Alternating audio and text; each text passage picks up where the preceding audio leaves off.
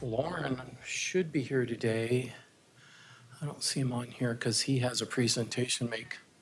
I'm here. Okay, there you are. Anyway, My video is down, but I'm here. okay, so you're the black spot on the top of the screen right up there. That Okay. must be me. Okay. So I'll turn it on over to you, Catherine. All right, thank you, Sam. Welcome, everyone, to the March 19, 2024 meeting of the Board of Trustees of the city's Fire and Police Disability and Retirement Fund. We start with administration consent items. So does anyone have any discussion or concerns about the minutes of the January 23rd meeting?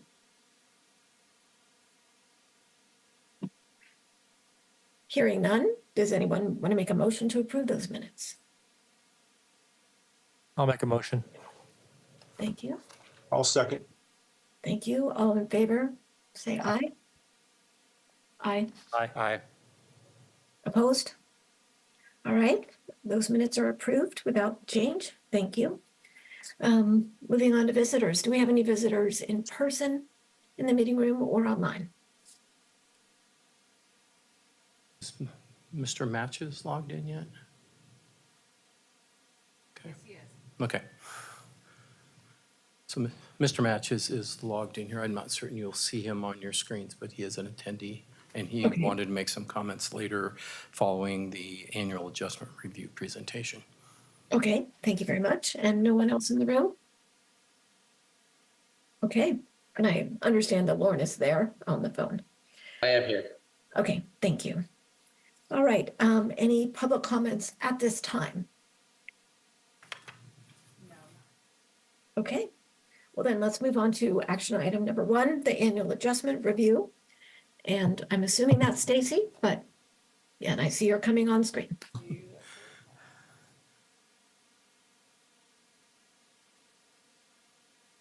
Okay, oh, there we go. I've only been up here once so far. Can everybody see me? Hi, I'm Stacy Jones. I'm the Deputy Director, also the Finance and Pension Manager, and here today, as I usually am in March, to talk about the FPDR 2 COLA adjustment and also just describe the FPDR 1 COLA adjustment.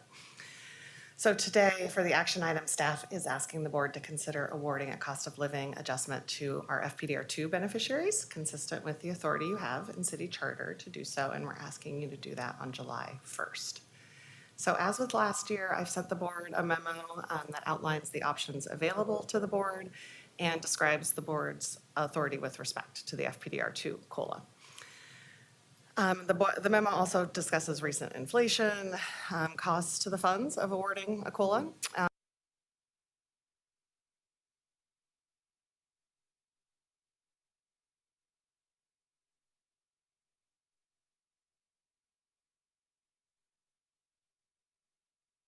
But I always like to share it, so thank you for bringing up the memo, Julie. If you could scroll to the very bottom of the memo.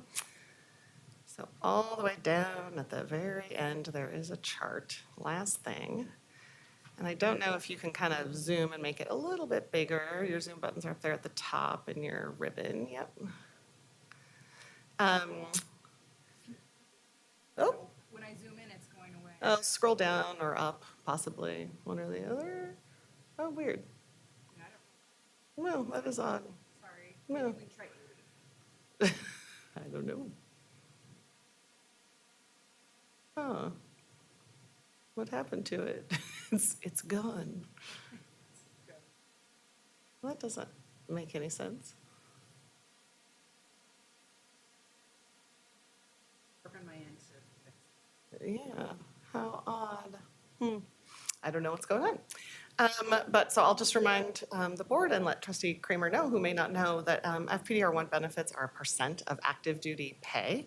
So that means that they just increase in accordance with active duty pay. So they increase in line with any wage increases awarded by the Portland Firefighter Association contract and the Portland Police Association contract. So both contracts require an increase that is equal to a particular inflation index, the CPI-W West A, which was 3.3% for the specified period. All right, well, it's back anyway, the memo. So if you just scroll all the way to the bottom, Julie, we won't try to zoom in or do anything fancy. Oh my goodness. Okay, there we go. So both FPDR1 police and FPDR1 fire beneficiaries will get that 3.3% increase effective July 1. FPDR1 fire beneficiaries will also get an additional 0.8% increase, and that's because the PFFA contract has a 0.8% salary increase in addition to COLA. So they will all see that in their August benefit payment since it's effective on July 1 and they receive their July benefit on August 1st. So there are only 253 FPDR1s, and they have smaller pension benefits. And in addition to that, about 60% of the FPDR1s remaining are surviving spouses, so that's an even smaller benefit. I mean, you can see that the median benefit is less than $3,500. So even though those are some higher increases that will be awarded on July 1st, the cost to the fund is very minimal. It's less than $500,000 total for next year between both FPDR1 Fire and FPDR1 Police. So again, that's not within the board's discretion. It's just part of the defined benefit, but I just wanted to share that with the board. If there are no questions about the FPDR1s, I'll go back to the FPDR2s, which you do have to make a decision about. So if we could scroll back up to the top of the memo, the very top, Julie. So where I talk about what's the action item before the board and what is the board's authority. So the board can award any percentage rate increase between 0% and 2%. Why 2%? The board cannot award more than 2% because that is the highest cost of living adjustment that PERS gives any retiree. And charter language limits the board to the PERS COLA. So that's why you can't go above 2%. You can give a 0% COLA, which I guess is not giving a COLA. Historically, the board has always awarded some COLA, effective always on July 1st, but the board can make it effective on any date. So what can you do today or anytime, really? We just have historically talked about it in the spring and made it effective on July 1st. You can vote to approve a cost of living adjustment that can be anything between 0 and 2%, or any method that results in a COLA between that range for all beneficiaries. And you can make it effective on July 1, as the board has always done, or you can make it effective on any other date. So that's kind of option 1. Option 2 for the board is to ask me for more information, more analyses, more options, than I've talked about in this memo. Anything that you're interested in, and I'll bring that back in May. This is kind of our chance to see what direction the board might want to go. And so I can bring you more information in May. Or you can decline to provide a COLA. That's always within the board's authority as well. So that's the decision in front of you. So before I turn it over for board discussion, I'll just hit a few highlights. The board is generally most interested in 2 things, and those are the 2 things that make the most sense for you to be interested in. The first is inflation in the prior year. How are increasing costs impacting members? And the second is cost to the fund. How would a cost of living adjustment impact the fund's financial position? So let me talk about those 2 things. So there are many ways to measure inflation, but inflation was in the 3.5% zone for calendar year 2023. And if you scroll down, Julie, a little bit to that inflation, kind of to put that inflation, too far, that inflation paragraph, which is at the bottom of the first page, sorry. I guess you can't scroll down because it's all right. So what it's showing there is that the inflation index that PERS uses and that we have historically looked at is the CPI-U West, so that's the CPI for urban consumers in the West region, came in at 3.6% for 2023. There is an index that I only recently learned about from the city economist, and that's because it's only used for research because it's not statistically robust enough to use it for much else, but it's interesting. It is an index that specifically tracks costs for retirees. That came in at 3.69% for 2023. So, look at that with a caveat because it's not as robust as BLS's normal indices, but interesting. And then, as I already just mentioned, the CPI-W, which is the CPI for wage earners. So it's looking at a different basket of goods for people who are younger and actively employed. in larger west side cities was 3.3%. But anyway, they're all in that 3.5% zone to give you a sense of inflation. So inflation is still high by historic standards, but it is coming back down into what I would call the high end of the normal range. However, we are coming off of two of the highest inflation years in the last half century. 6.25% inflation in 2022. Now I'm talking about the CPIU, doesn't matter that much, but 6.25% in 2022 and 7.65% in 2021. So that gives you some sense of the inflation landscape that members are facing. If we turn and talk about cost, so Julie, if we could scroll down, yep, that table kind of in the middle of that second page talks about costs. So if the board wanted to give the maximum COLA that they're authorized to give, 2% to everybody, all FPDR2 beneficiaries, that would cost about 2.9 million in fiscal year 24-25. So smaller percentage increase than for the FPDR ones, but obviously it will cost more because we estimate we'll have over 1,900 FPDR2 beneficiaries on July 1. And of course, the median benefit is much higher. It's about $6,500 a month. So combination of those two factors gets us to about 2.9 million. The memo also mentions some other considerations that the board has discussed over the years in relation, in the context of making this decision. And it also attempts to summarize as briefly as possible the tortured history of the FPDR2 pension COLA, or at least the tortured history over the last decade. Some of you have lived that tortured history. I did give Trustee Kramer a bit more of a tutorial, but not much more. So I would not be surprised if he has more questions if we need to delve into that history. It is long and complicated, but that is all that I really wanted to say. And so I can answer questions or turn it over to the board for discussion. And of course, I and my staff are happy to come back in May if there are additional pieces of information that the board wants to see. Just a quick point of order. You can ask Stacy questions, and Kevin Matches wants to make a presentation. And then after that, the board would deliberate on what actions they want to take. Oh, okay. So no deliberation right now, only questions, correct? Questions, right? Okay. May I ask you one, if I'm not cutting anyone else off, or actually two? Sure, of course. Our FPDR3 folks are stuck with the PERS rule. They get that odd three-tier adjustment, presumably. Yes, that's correct, yes. This is an odd question.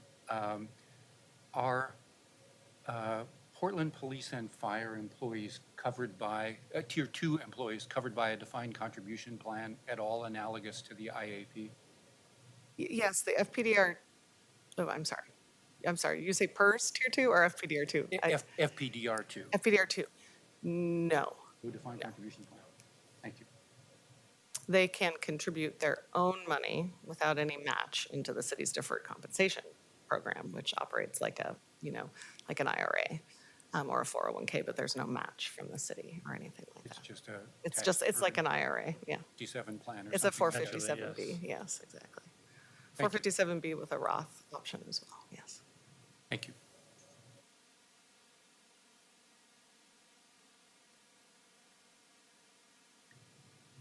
Catherine, I think you're muted.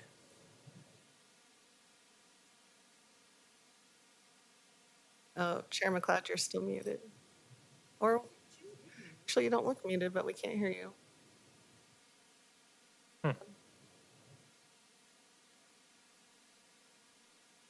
Strange thing to say, you don't look muted.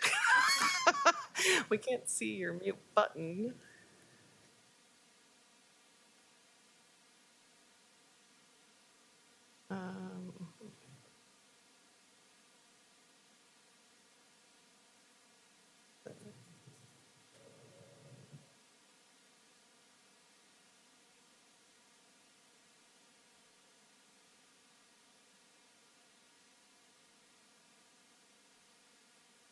Okay, thank you.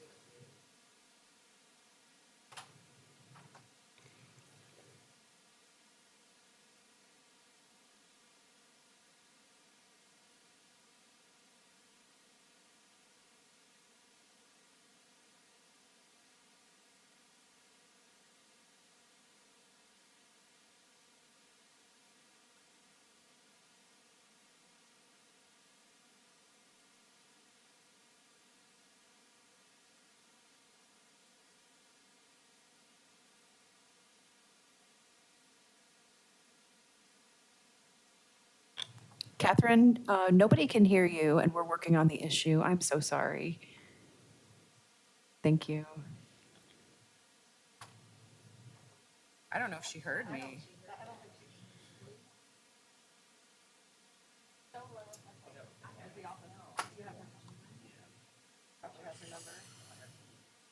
Call it that way.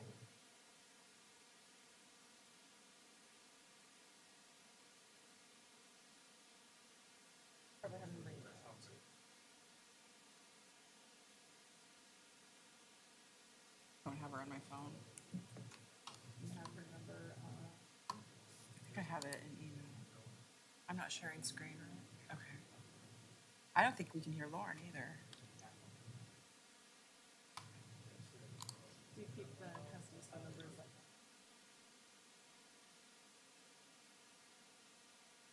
Oh, Sam got it. Thank you, Sam.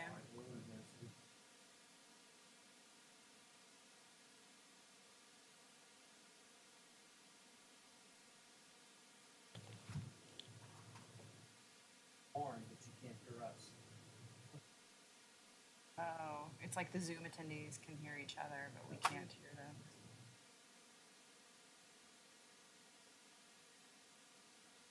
Yeah.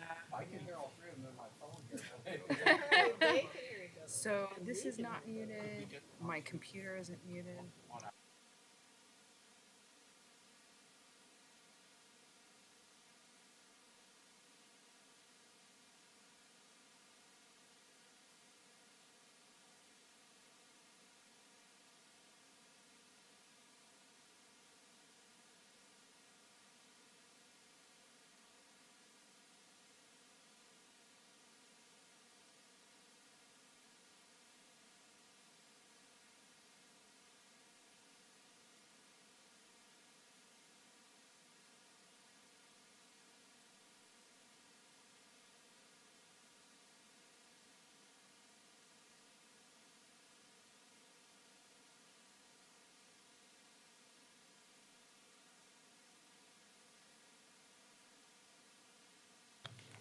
Okay, everyone.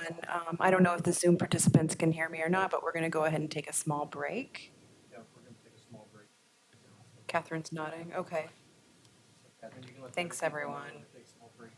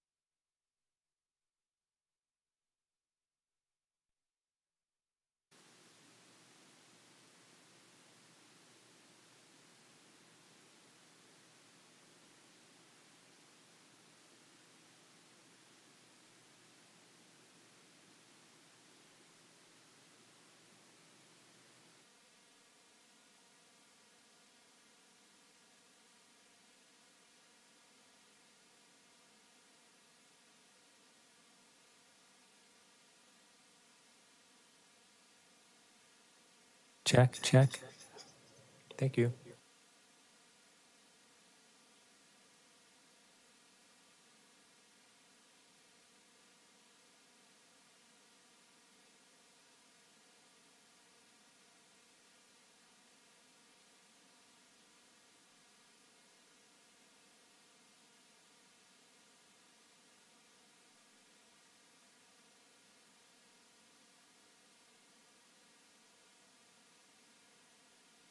No, thank you.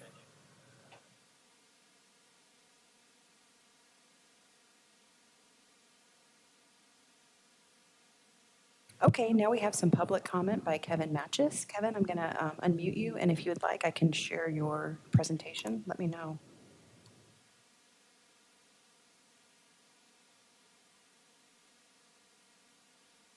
Oh, I can barely hear you. One moment. Let's see if that worked better. Okay. Yeah, thank you. Yes. Yeah, Gerald's here. Thank you. I'm Kevin Matches. I'm here to address some questions raised by the board regarding inflation and cost of living adjustments. And then just to elaborate on Trustee Kramer's question before, additionally, the FPDR 2 members do not participate in Social Security, so they don't receive the cost of living adjustment that Social Security would normally provide either. But Charter gives the board the authority to grant COLAs up to a 2% cap. Actual inflation has far exceeded 2% recently. At the March 15, 2022 board meeting, Trustee Culp asked, is there a way to calculate how far behind inflation are the retirees? Well, it's difficult to answer that question about the entire population of retirees with various retirement dates. An easier way to address that question is to choose a single starting date, such as July 2020. For an FPDR2 member who was a retiree during the period July 2020 through February 2024, inflation-adjusted value of their monthly benefit payment has declined by 11.2% over that same time period. Slide, please. To translate that into dollar value for a retired member's monthly benefit, they need to know what benefit they received in July 2020. Hypothetical example, $6,280 is an arbitrary amount close to the average of FPDR2 retired members. In other words, some retired members had higher monthly benefit payments and some were lower. A member in this example would have seen their real monthly benefit payment decline cumulatively by 11.2% for February 2024. Consequently, the real value of their monthly benefit payment would have ended up at $5,578. What's important here is that this only took about 4 years to happen. Next slide. Another topic that has come up is the ability of the board to keep up with inflation over the long term by continuing to grant 2% COLAs in individual years when actual inflation might fall back below 2%. While it may be true that inflation has experienced short-term periods below 2%, this wasn't the case when you extended the time horizon out to 30 years, which is approximately the amount of time members are assumed to spend in retirement. This chart shows that long-term inflation did not fall to 2%. Turn to the next slide, please. I believe there is a way to successfully lift the 2% cap on COLAs. I'm proposing 2 concurrent policy changes. First, to replace the Charter's 2% cap on COLAs with actual CPI inflation, conditioned on exceeding specified funding ratio. Second, to adopt a comprehensive actuarial planning policy. By moving these 2 policy changes forward concurrently, the board will be able to give the COLAs they seem to want, and the long-term cost of taxpayers would go down. Thank you.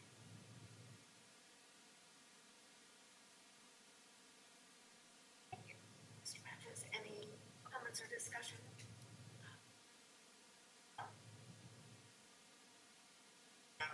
It's Chris Cole.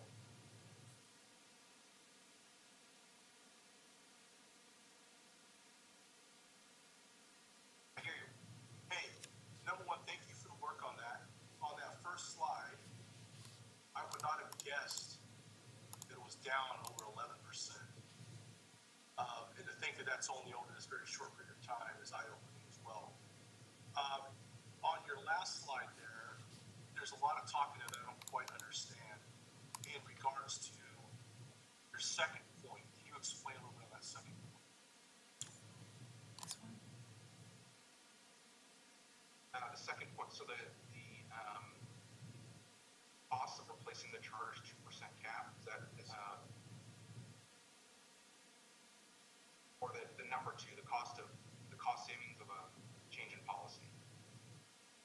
cost savings and the change of policy. How would that, if we raise these COLAs, how are you showing us savings to the fund in general? That makes sense? Sure, yeah, so so placing the cap of 2% on COLAs with actual CPI inflation, under the actuary's current assumptions, that would increase costs. So, what the board has discussed this in past meetings when this topic comes up, right? That it'll be so hard to get that passed, through council and through ballot measure, et cetera, because it means increasing costs without any kind of corresponding, service that we could show to taxpayers. And so my proposal is that if you were to move forward that increase in the benefit policy with a change in the funding policy, the change in the funding policy would be how you achieve the cost savings. So you just dedicate a tiny fraction of those long-term cost savings to this improvement in the goal. That makes more sense to me now. I didn't catch that part initially. Thank you. Thank you. Yeah, I think it's very illustrative to see over these past few years a very high inflation, what the impact really has been. To bring it back into reality, our reality and this board's role, as I understand it, and please Sam or Lauren step in if I'm mistaken, our current authority does not extend to modifying the COLA or the maximum COLA of 2%. Doesn't extend to changing the funding policy. So is that correct, Sam, Lauren? No, that's correct. In fact, I believe, and Sam and Stacy can correct me on this, is I believe the 2% cap is imposed on FPDR by Oregon statutes. That even if we wanted to give a higher than 2% COLA, we could not. Well, that would be important. Is that something that you might be able to investigate and verify for us? Lauren, it's imposed to the city. Well, because the first COLA is mandated by Oregon law. I believe so. Yeah. I believe that under ETOB, I think under the statute that we're limited to giving a COLA that can't exceed the state COLA. No. No. Is that a charter limitation? Well, There's language in the city charter that explicitly states that the FPDR board cannot give a COLA that exceeds the COLA that PERS awards for retirees. And the PERS COLA methodology is enshrined in state statute. That's right. Thank you. Okay, thank you for clarifying. So, but nonetheless, we understand, Mr. Matthews, you brought the proposal about beginning to pre-fund the tier 1 and tier 2 benefits to us on at least 2 prior occasions, and we know your earnestness about that. And it's imperative with the potential for a COLA improvement. But again, those things we're limited. We really have no power over either of those 2 things. So as far as our responsibility goes, I think really all we could do is decide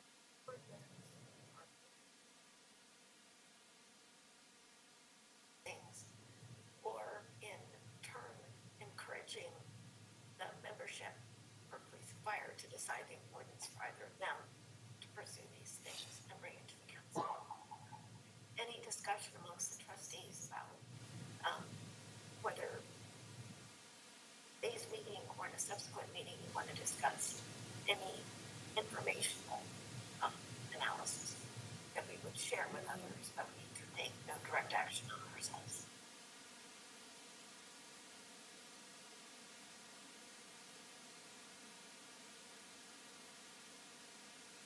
I don't know if people are commenting and are on mute, or if there's no expressed interest.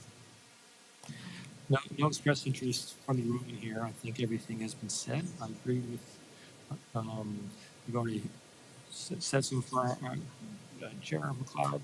And as far as I understand, I agree also with Stacy saying that the 2% max is through charter language. And if we were to through whatever methodology, change that charter language, We could then disassociate with the state mandate, which is one of the frustrations I have mentioned in the past with the way the COLA is established. But we don't have the authority to change charter language from the seat or any of the seats in this room.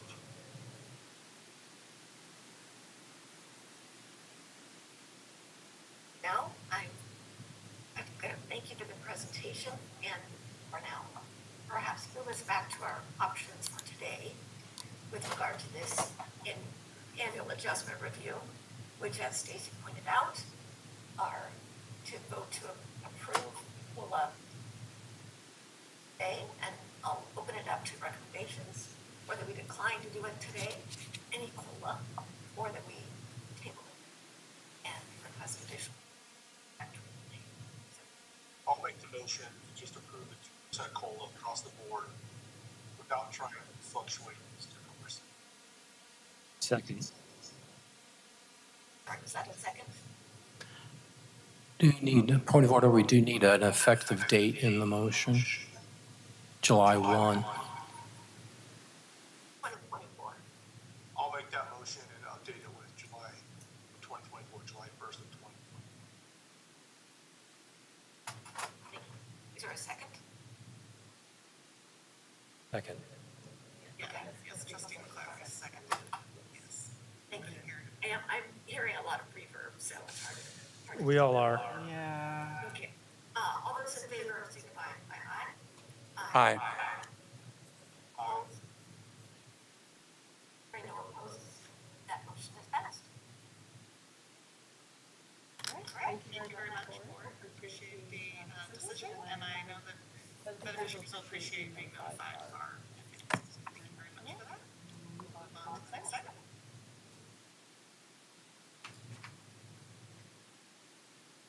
The next action item is resolution number 552, administrative. Various sections that I won't state. Okay. So we have two administrative rule changes we're proposing today. There's two separate resolutions. But before we get started on that, first of all, is everybody hearing me? Yes. Online, okay. We were going to pose a third change this time, and it was going to be the definition of physician, of attending physician. We pulled that for now because we want to give our MCOs, managed care organizations, the opportunity to look at it because they're the ones that are going to have to hold the physicians in their plans to that. And we had no negative feedback, but we didn't get their feedback in time to put it on this meeting agenda, so it will show up on the May agenda. So the first one we're looking at is Resolution 552, which is approval of the definition, or change the definition of spouse in the administrative rules. Do you want to pop that document up? FPDR reviewed the definition of spouse at the behest of Lisa Knight, a firefighter, when she raised her concerns back in January of 20. She wanted to make sure that we could protect the definition of spouse in the FPDR plan from any potential changes the Supreme Court could be making if they invalidated same-sex marriage. And basically, what we came up with this was there is no way to bulletproof our definition of spouse from the Supreme Court because we don't know what decision they're going to make or if or when they're going to make it. However, our definition right now fully complies with all state and federal laws and is very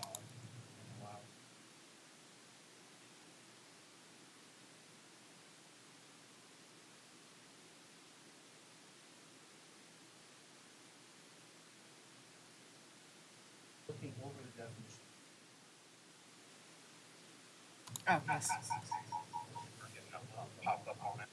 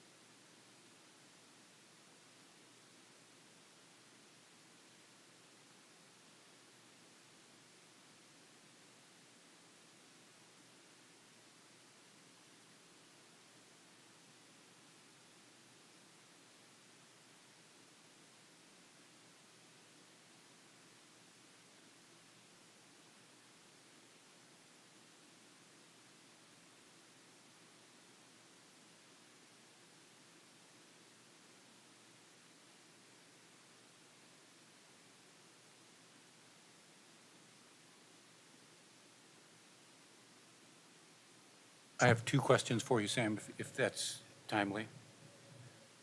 The first one is, has this wording been run by council or cleared by council already? The top part of the change document is Sorry. that was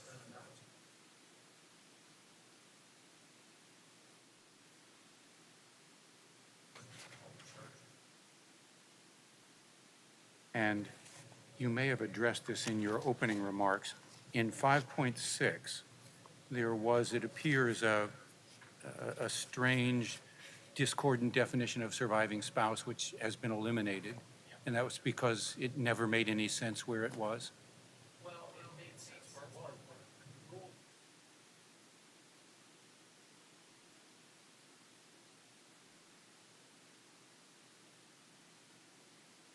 all the administrative rules were updated.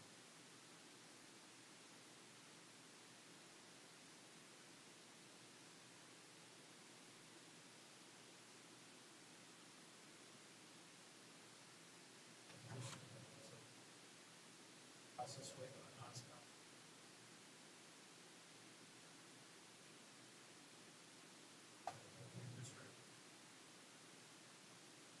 But let me see if I'm with you on this one small point, and that is, in 5.6, we've deleted the definition of surviving spouse, and we haven't replaced it with anything.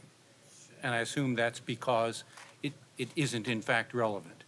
I believe 5.6 relates to claim appeals. And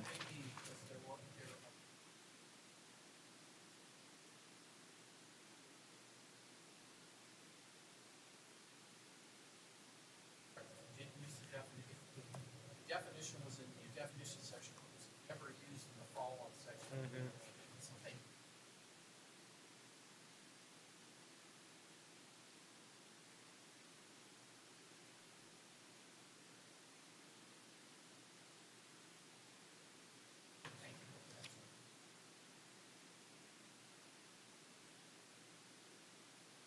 And I have one clarifying question as well, just so I can understand.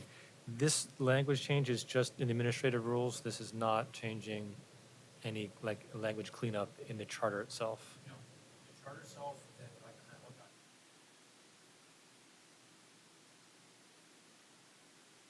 Right. has Thank you.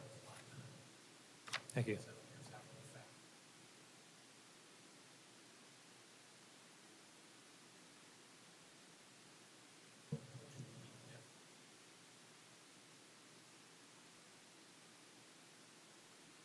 Makes sense. Thanks. Not changing the definition of spouse. That is locked into the charter by city ordinance due to federal law, and that's what we.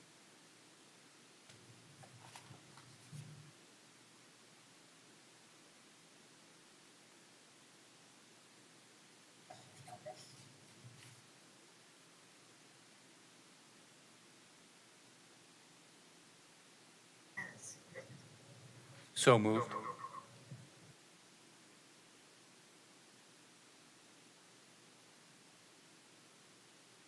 Aye. Aye.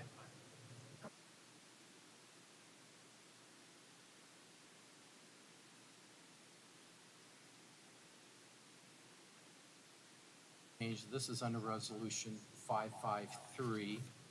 And I will thank Tom for being the cause of this rule administration change here. So what happened with this one?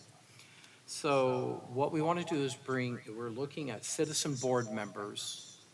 Sorry, I got to get my volume down. Citizen board members.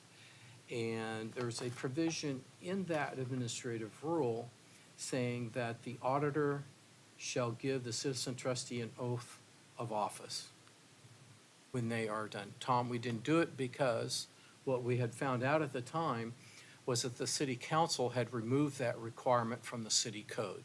And so the city council says any member of any board of any commission in the city sponsored by any bureau or the city at large is no longer has to have the board members take an oath of office, so the auditor's office quit giving the oath. So we wanted to strike that one sentence out of here to say the auditor, they no longer have to take an oath of office. And that's all this rule does, is just takes that out because the city and the auditor's office no longer do that.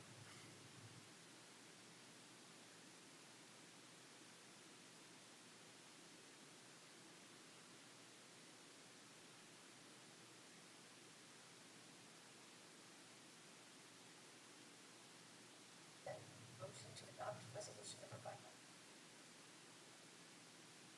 Looks like we got some of the cameras and stuff back up here in the room, so we're getting there.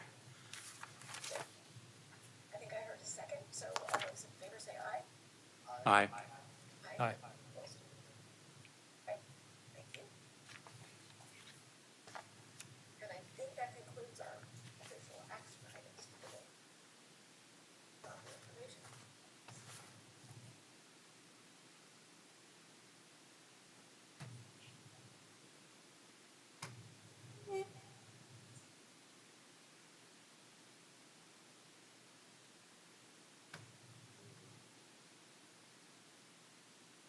Kim is doing it. We're getting her set up on a laptop right now. I thought that might be.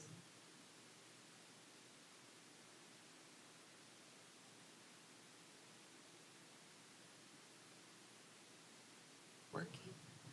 Can you hear And me? no, that is not Stacy Jones. Yeah, that's not Stacy. We'll just pretend for today. So, good afternoon, trustees. I'm Kimberly Mitchell, the FPDR Disability Claims Manager. And what I have for you today is just a brief update on the status of the Majorist contract. We have the exhibit that's in section 1 is the pricing agreement or contract that we are referring to today. But the brief update is just to let you know that we've done a lot of work. Let's see what happened. Okay, thank you, Julie. So we've done a lot of work. Majoris and FPDR have been meeting consistently over the past several months to just understand the individual program, how we work. We are very unique from their standard workers' compensation type programs, but we have come together and have agreed to the pricing, the deliverables, and terms of the contract. So we are right now pushing the contract through the process where procurement is involved, and what they're going to do is secure the signatures of Majoris. They're reviewing it right now. They're going to be signing the contract, and then they are also helping the procurement to update the professional liability and insurance policy information. And then after that, the contract will be forwarded to the city attorney's office for their review. The chief procurement officer will review after that, and then the auditor's office. And so we've got a lot of hands in there, but they estimate that process is probably only going to take a couple weeks. Somewhere within that process, Sam will be signing the contract as well. So once we do that, we will be ready to move forward. And what we've been doing in the interim is we have just been preparing. We've been doing a lot of strict training between Majoris and my staff for them to understand our program better and for us to understand their processes. We've also been flagging claims for enrollment and preparing letters and forms, information that our membership will need once we're able to roll the contract out and get it implemented. And so a lot of work behind the scenes, but we are at a place where I'm feeling good that we're going to be able to move forward. And so I think that's all I have to share about the status of it. Do you have any questions about the materials you received? I have just some procedural questions. If we just look at the first page, for example, the second paragraph, there is a couple of numbers in parentheses in a lighter font, and those sorts of numbers appear throughout the contract. What do those numbers mean? You're saying the first page of the contract. At the end of the second paragraph, for example, it's 11/20. Oh, good question. And then in the numbered paragraphs, they appear essentially with respect to at the beginning of each paragraph. Those are revision dates for the contract. The template that procurement gives you. I think those are okay. sorry. Thank you, Stacy. These are I don't do these often, but we think that they are the revision dates for the template that the city uses. We all use a template and work from that to create our contracts. Some of So I them think going that's- back significant years. Yes, Um, yes, I think those will be removed on the final, because yes. really what we've, I didn't even pay attention to that. December 18th. Oh, you don't think it's 2020? yep. So Oh. those types of things will be removed going forward, because what the work Kim has done on what she's showing you here is, what it does is, hard work has been done. All the staff at Majoris agrees to this agreement, so do the FPDR staff. Now it's got to go through all the little, attorneys have got to look at it, see if they like the little things in it. So the bulk and the statement of work, the pricing is all agreed to here. It's just a matter of everybody dotting i's and crossing t's moving forward. I'm certain that's one of the ones that will be taken out before it gets signed, or those things there. We'll double check on that, because those, I think, are just placeholders on what we have done. But I do want to thank Kim for doing a tremendous amount of work getting us to this way, because Majoris is new to us. The city's been doing, but they're sort of new and working into some of the workers' compensation stuff. They're a larger regional company, so they are sort of set in their ways of how things have to be done, and we are a unique plan. So it took a lot of discussion back and forth. We never got opposition from Majoris. It was just we all had to understand what each other was doing and what we were expecting as results, and that took a lot of time, and I do want to thank Kim for that. So now it just goes through this last series of dotting i's, crossing t's. Are all their attorneys happy with it? Our attorneys have it. Insurance people are happy with it, and then it just goes through that process. And when it gets started, we are 95% of the way there. I've only had one time that twice that we've had to come back based on that and get some stuff fixed, but none of those have been major. So again, Kim has done all the work to get it here, and so this document is going to go through unless, again, all the people that dot i's and cross t's have some questions. I have two more along the similar lines, if that's all right. Sure, thank you. I suspect what you just said covered in Exhibit D at the very end. We have some, a blank and some redlined material, same, just to be finalized in a final version. Yeah, Yes. I'd imagine. And then this may have been answered by what you explained about the numbered clauses. Has legal or procurement already had some involvement in the sense of we're using their boilerplate clauses, or they've given us an outline, or something that makes us think we'll be able to get it through them quickly? Yes, the procurement has a boilerplate contract that we've piggybacked on, and is something that they used with City Risk, who has a similar contract. And so all the boilerplate language that was questionable has been worked out, which is why we wanted to piggyback on that a little bit to save some time on the back end. Thank you.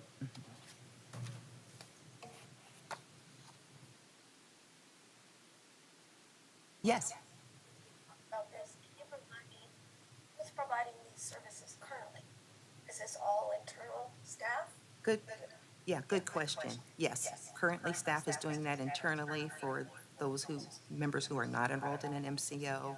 And what we have adopted were procedures for pre-certification, similar to what the managed care organizations have used. It's not as detailed, but we have been able to continue the pre-certifications of all the treatments our members have needed through this process. But we want to hand that off to the MCOs. Yeah.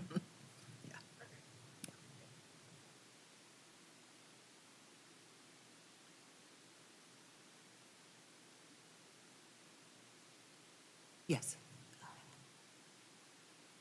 Yeah, and Catherine, I'm sorry, were you asking whether or not they were replacing MHN? Okay. Perfect. Yes, okay. Correct. Correct. Yes. Yes, thank you. Any other questions? Okay, thank you.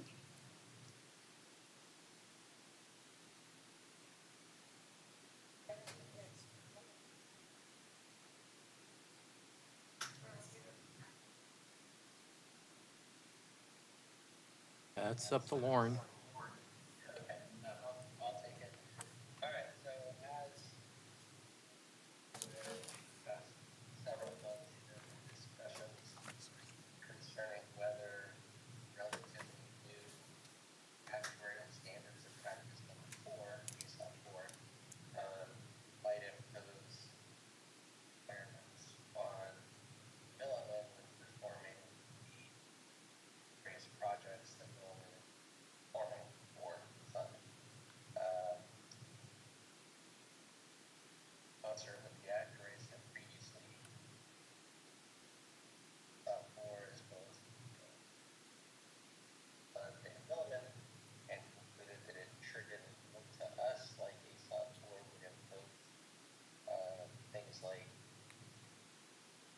funding assumptions, funding reports, funding values. Well, basically, our conclusion was that the new rule requiring enhanced disclosure by the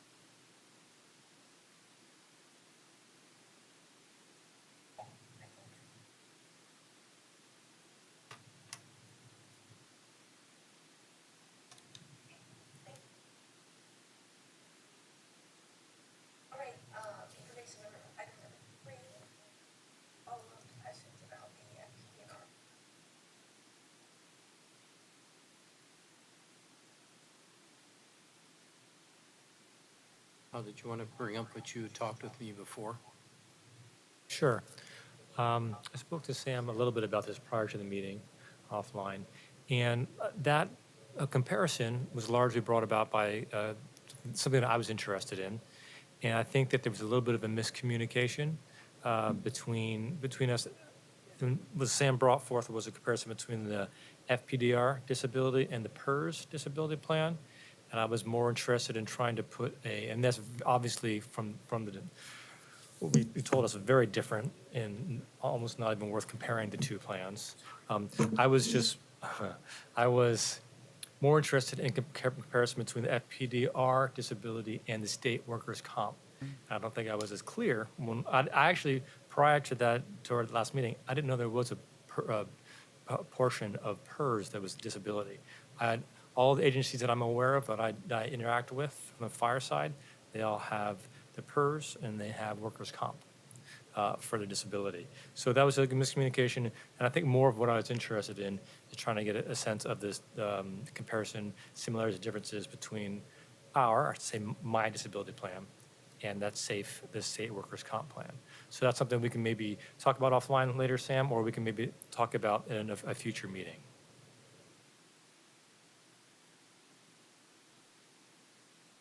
So thank you, Kyle. What precipitated that presentation was more to address issues that Joe Jimkowski and Del Stevens had brought forward, that PERS had a disability plan, and that the feeling that was presented by them was that the PERS disability plan was richer than FPDR. So when I looked at it, I was there more responding to the positions that Del Stevens and Joe Jimkowski had repeatedly made to the board over the past 10 to 15 years. And I thought, let's go through. So that's why I focused on the PERS, because there were some statements being made that PERS was richer, and even with finding with the taxes, it wasn't. So that was the point forward. So I apologize for any confusion. It wasn't for the comparison of workers' comp between state and FPDR.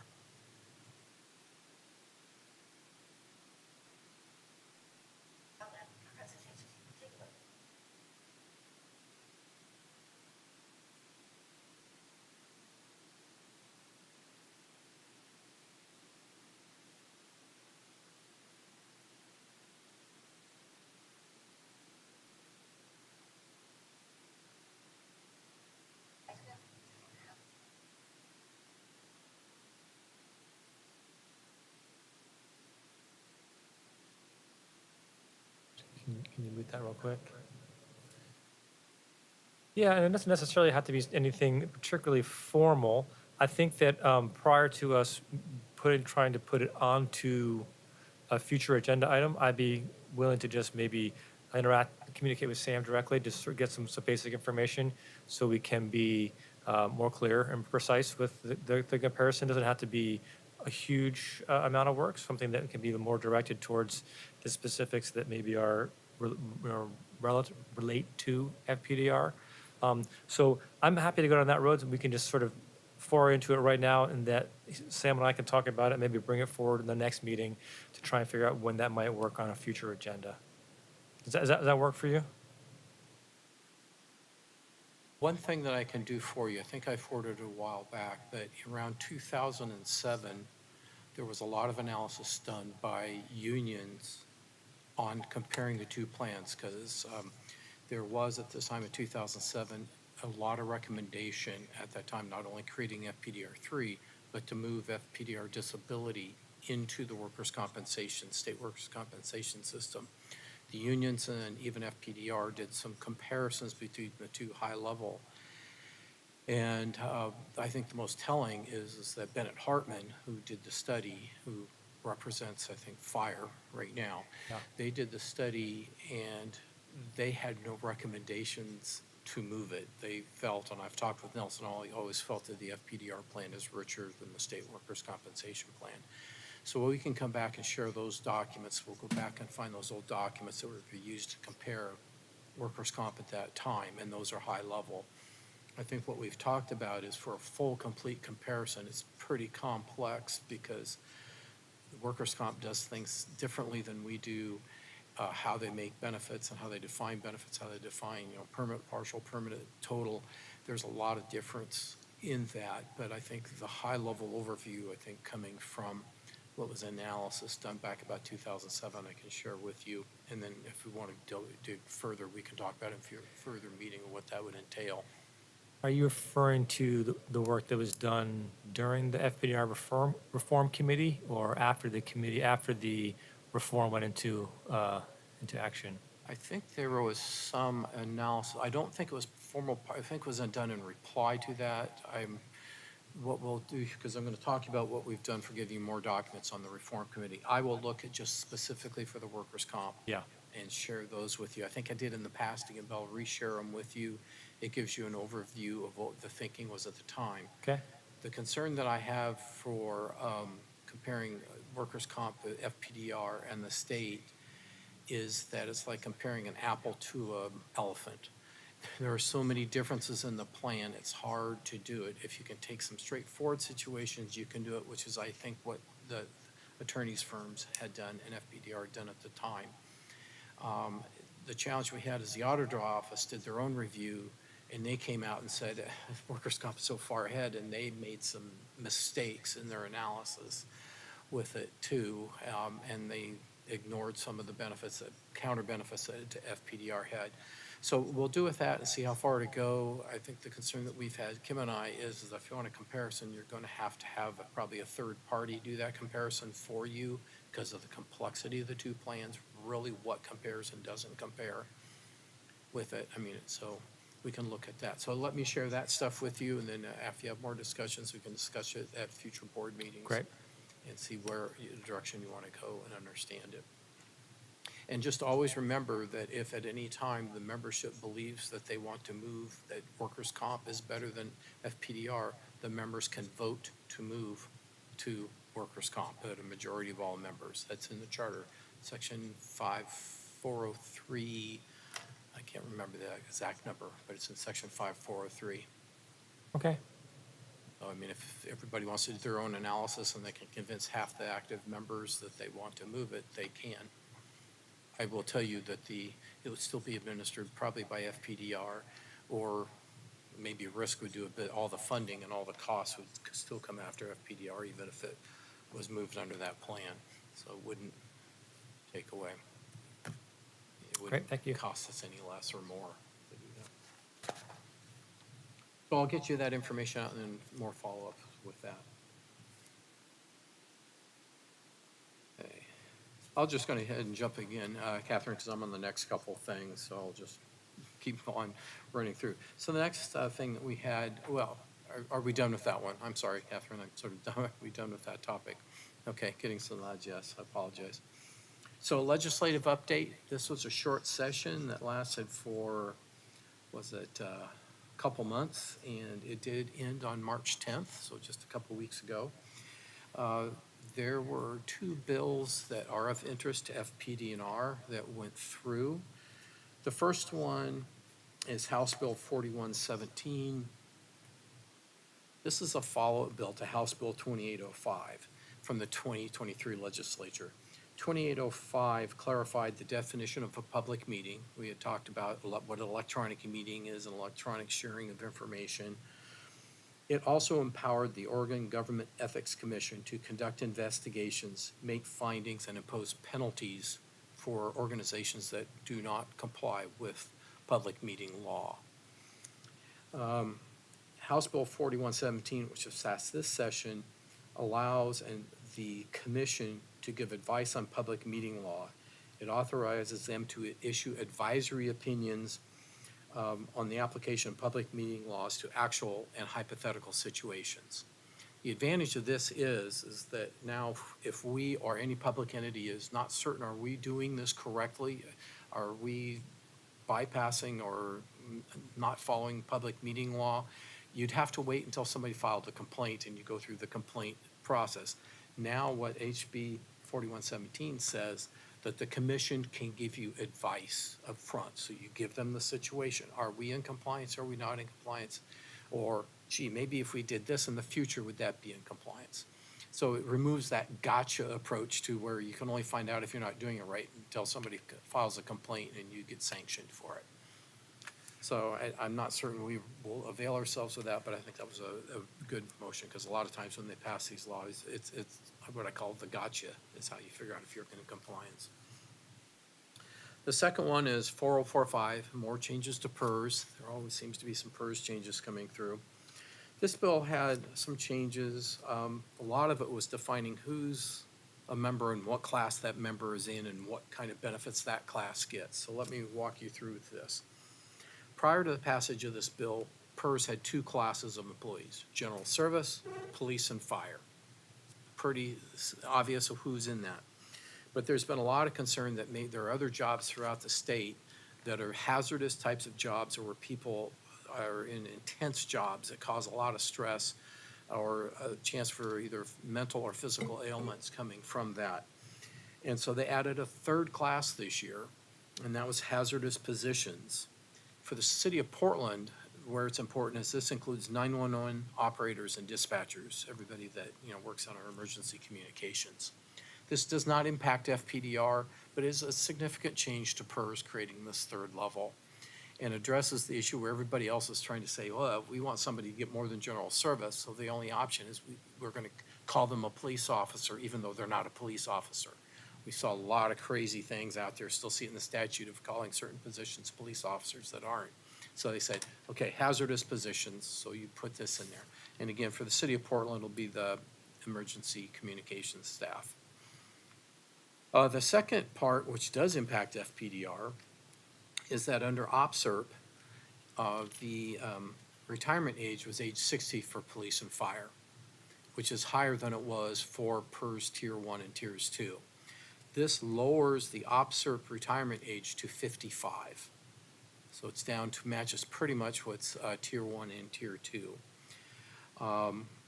And that goes into effect for anybody whose date of retirement is on or after the effective date of the act, which is January 1 of 2025.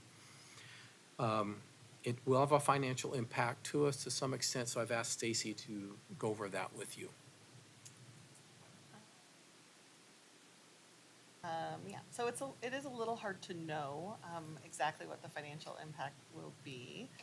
But you can see the LFO, the Legislative Fiscal Office, and their impact, think it likely, as do all municipalities, that, all things being equal, that will increase PERS contribution rates. You kind of have two effects going on. You have one is that folks can retire earlier. So that means PERS will pay them for longer. The other effect is that it does somewhat reduce their benefit, because part of the calculation is years of service. So that means you pay them less, but for longer. But the actuaries know that the push-pull doesn't perfectly offset, and that in general you're going to pay people out a little bit more. And that's because to retire at age 55, you have to have 25 years of service, I believe. Is that right? For PERS, wait, nope. Not for PERS, no. I'll just pull up the bill, right? So maybe that's not a good explanation of why that push-pull happens. Yeah, so I'm sorry, you can go at 53 if you have 25 years of service, 55 if you don't. But they do pull in and assume that people have pretty close to the maximum years of service, like looking at the LFO analysis. So they expect a slight cost increase, which will, all things being equal, result in an increase in PERS contributions for all municipalities that employ police and fire, which of course includes the city of Portland, and those are funded by FPDR fund. But that's all things being equal. Lots of things roll into contribution rates. Milliman will try to pull them apart for us when they go in and reset those things, but investment earnings go into those things and all kinds of things. But all things being equal, it will increase costs, it'll increase contribution rates. We're part of a rate pool at the city. We're part of the SCLRP, the state and local government rate pool. So setting PERS contributions rates is complicated, but all things being equal, it will increase PERS contribution rates. Or everyone expects it to, and we'll see how it actually plays out. Part of that push-pull, though, concurrently, you maybe have higher employer rates or PERS rates for the people who are currently employed, but people would be leaving earlier, so less costs for those rates as people are walking out at 55 instead of 57 or 60. Sorry, I'm not quite following. You're not going to, when people are leaving earlier, you're not paying for them anymore. You have to hire somebody new, right? You do, yeah. And you have to pay those, It's a percentage of salary, correct? right? Yeah, so it's a, Well, and that's just in the, that's sort of in your, like, your workforce demographic model. I think there'll be like a brief impact that you'll see if we do shift retirement age down. And I was thinking, and the other thing we should mention is the impact to the police and fire bureaus as they operate. They'll get a lower return on their investment if folks do retire more quickly, in terms of training, because people won't serve as long as they once did. So for them, it's a lower ROI on people in that sense. And you'll also see that sort of impact right away, where maybe a lot of people retire earlier than they expected, but then you just shift your whole model. And now it's just a shorter model. You just Yeah. have a shorter life cycle for your employees. And you bring people in, when you hire them, they take 4 years to top out at fire and 8 years to top out at police. I think it's 5 for fire. The 5 at Yeah. fire. And a longer time at police, and so you shift that whole model down, but Yeah. yeah. So it is, I would have to defer to people who are more expert at costing those things than I am, but that is the general belief, is that all things being equal, it increases contribution rates, but there are many things that play into PERS contribution rates. But this is one of the things that will likely increase contribution rates.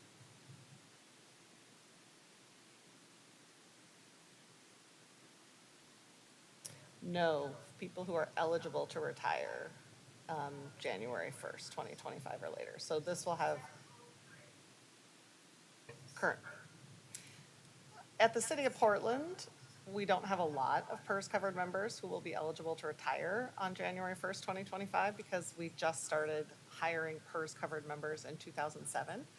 There are some, who came in as laterals, who had pre-existing PERS service, but operationally, this will more immediately impact other municipalities and the state police and places like that.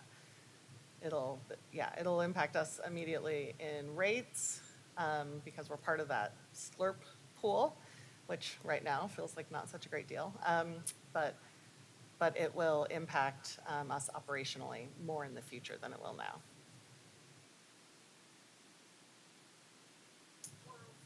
It was House Bill 4157. 4045. Right.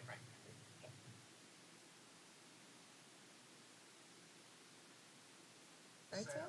Yes. Yes.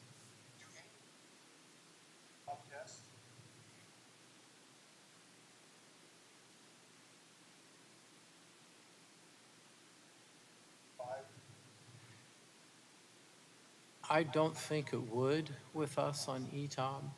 I don't think so either. And Sam, the bill is HB 4157, right? Let me look. I believe it's 4157, just to make sure that Chair McLeod has the right bill number. We got too many bill numbers floating. Anyway, someone will figure that out, just to be sure. Yeah, I don't think so, because Trustee Culp, we're still at, for us, it's 25, it's 55, and then age 50 with 25 years of service. 4045. So we still have, better eligibility requirements. It is House Bill 4045. Oh, okay, I'm sorry.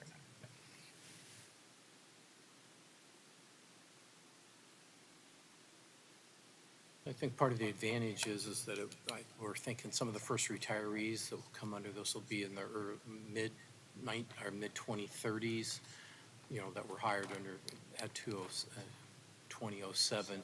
So it gives both the Fire Bureau and the Police Bureau time to adapt their models, staffing models, as Stacy was talking. So it's not going to be all of a sudden next week or next year we're going to see a big change, because I think you'll be impacted, as Stacy said, for a short period of time, as a lot of people retire earlier than they would have, but that's not going to happen. I think you'll have plenty of time for the bureaus to do their staffing models going forward.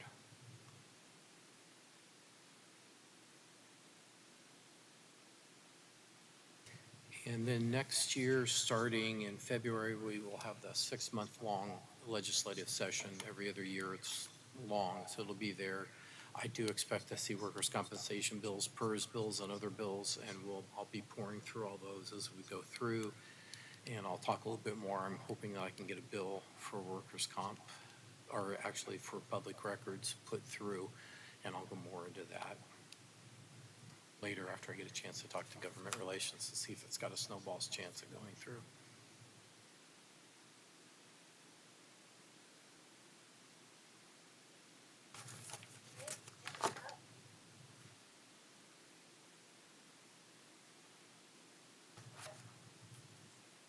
Yeah, not too much noteworthy to say.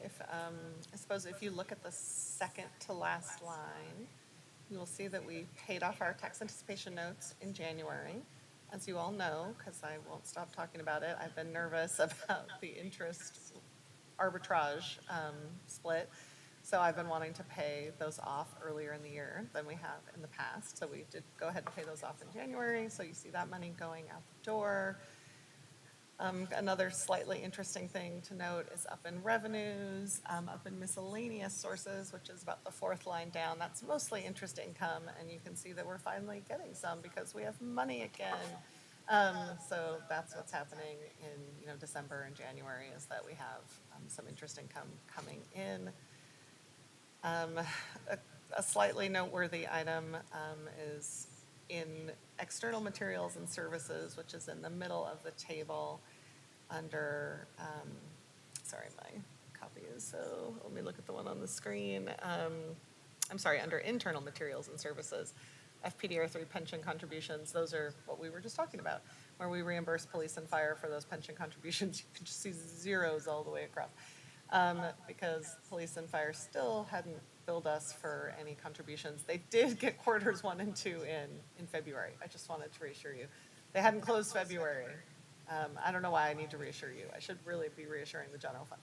But that money did get over into the general fund in February. You just can't see it here. This has recently come to the mayor's attention, so maybe this will get resolved and they'll get this money moved over more quickly. I've been advocating for an automatic process, but not with much luck. We'll see. Are there any questions about the expenditure?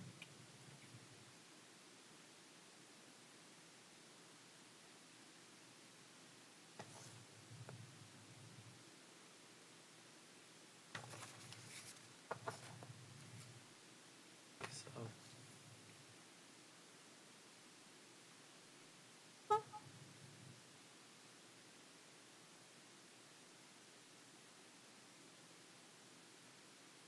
yes, FPDR updates here.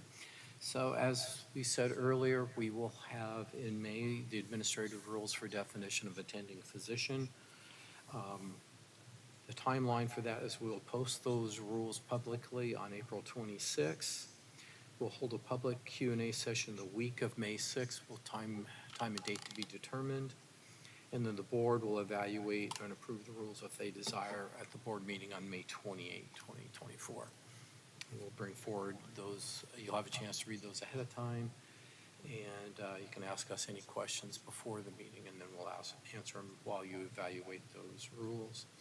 I imagine there may be some public Q&A participation, because I do think it would be more positive, because we're expanding the definition and covering more different types of practitioners under that. So I think that will be seen as a positive. Trustee elections. So Kyle and Christopher, you all your positions are up for election this fall or this December. The election process starts in October and is run by Julie Hall. The process is outlined in the administrative rules of 5204A3, because this is a vote by mail, so the rules are pretty detailed on the process. We will go over this process in more detail with you at our September board meeting, because as the work will start on the election, will start in October. Again, if you have any questions beforehand, let us know. Julie and I will be happy to walk you through the processes at that point. 2000 charter reform. I think, Kyle, a long time ago, you had asked, could we get more information on the charter reform and documents? I think various people have tried to get public records and have different aspects of that. I asked Julie Hall to do a big research project to try to find all board materials relating to the 2007 charter reform, and she has done it. We have something like 30 different documents totaling almost 400 pages long with it. I think it's a comprehensive amount of it, and we will post that. We're going to set you up with a website not a website, but a folder that you all can come into and pull the reports from and the documents. It's a lot of reading, but I know a lot of people have questions, and we've tried to make it as complete as possible, because I know people have been able to find certain of those reports, but this is as comprehensive as we could get. And so just to let you know a little bit on that process on the 2007 charter reform. It was spearheaded by Commissioner Saltzman. He was the commissioner in charge at that time of the FPDR. He ran it through with City Council. City Council assigned, or approved and assigned the committees that reviewed the FPDR plan. The FPDR board's only role was to participate in providing input. They had no decision-making, and input, so they did not drive the process. They were just sort of a stakeholder in the process as it went through.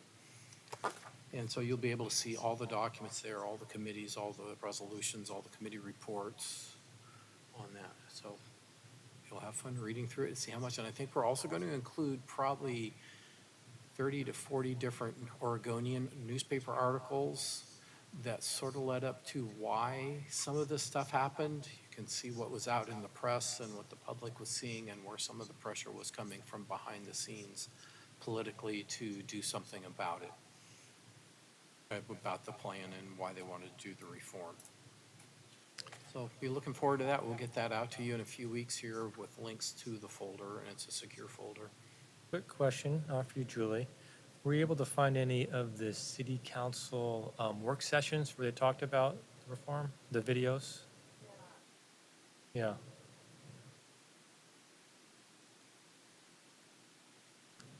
If you have trouble, I think I might have copies. If you want, I can send them to you. Fortunately, a lot of this stuff is required to be saved, but the city does not have a retention time period for the videos, so the videos tend to have dropped off or out of it. So, I mean, anything you can contribute to that would be glad to add to. I think we have it archived at Local 43. Okay. It'll be interesting to compare what you all have in an archive versus what we're able to find through all of our searches of the reports. Jump over to the last meeting topic here today is future agenda items. So for the May 28 board meeting, we have tax anticipation notes. You know, Stacy just said we paid them off. Well, we're going to have to start gearing up to issue them again, and there's a process to go through, and we need your approval to do that. And Stacy will explain the whole process as she usually does. We will also do the administrative rule change for the definition of the attending physician. We have no informational items scheduled at this time, but we'll go down to a list here in a minute of the informational items that you had put on a future meeting topic list. The July 23-24 meeting, we have no topics of any kind, which is not uncommon for July. I think about half the time we cancel that meeting if we don't have topics, but we always hold it in place. And we usually make the decision not to hold it toward the mid-June.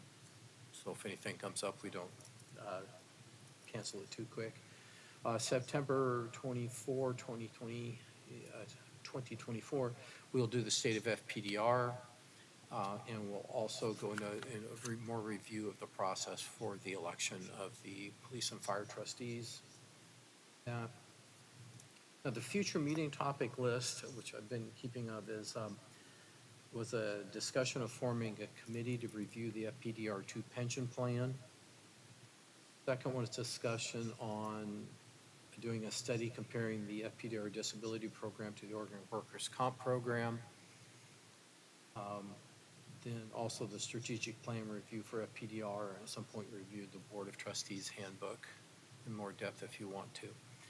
So, I mean, we're looking for the May 28th, again, tax anticipation notes, administrative rule changes, and no info items. So is there anything you want to bring up? And you can add, it doesn't have to be decided now, kind of all the way up until about 2 weeks before we have to formalize the schedule. Okay. I've seen head nods negative here, Chris and Catherine. Okay, head nods there, okay. Sam, I did just want to mention one thing about the May meeting and tax anticipation notes. There is a small but not impossible probability. Anyway, there's a possibility that I would bring forward a recommendation to borrow money from another fund at the city this year that the debt manager and I've been talking about, which, you know, the option there is that we will not make any money, but nor will we lose any money. And that may be something that we want to pursue as a risk management strategy this year. So just to give you a heads up that there is a chance it will not be the normal tax anticipation. Instead, you'd be authorizing a fund transfer, probably from the sewer or water operating fund. And there are two other topics which I would insert under FPDR updates when they come up. One is any further impact on FPDR due to the city charter, the city form of government change. With that, I'll probably have a new boss effective July 1. That which only impacts me. My job is to make sure it impacts nobody else, not my staff, not the members, not the board with that. And then also, we know that that half our staff has now become under the CPPW union. They're going through negotiations now. And when that contract is finalized, we will share with you how that would require us as managers to change our approach to how we manage and use our staff. Because right now, they are salaried employees. I'm certain they're going to go into a process to where there will be overtime, or it won't technically be overtime, it'll be time in excess of 40 hours is the term that they'll use to pay, and also some more control of how tightly their schedules are done. We do have a lot of flexibility now. Should we have a lot of work, we can move things around. We may lose that. So we'll share that with you, how it goes forward and what impact, if it does, have to the fund or potentially to our members or even the budget.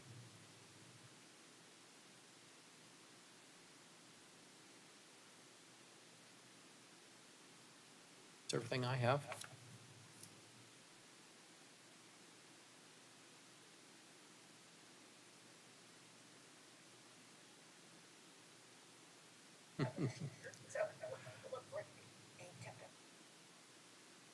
Any other miscellaneous topics? Okay. And then, I think everyone, their time. And thank you for your patience while we work through all the technical issues. All right, take care. Thank you all. Bye, everybody.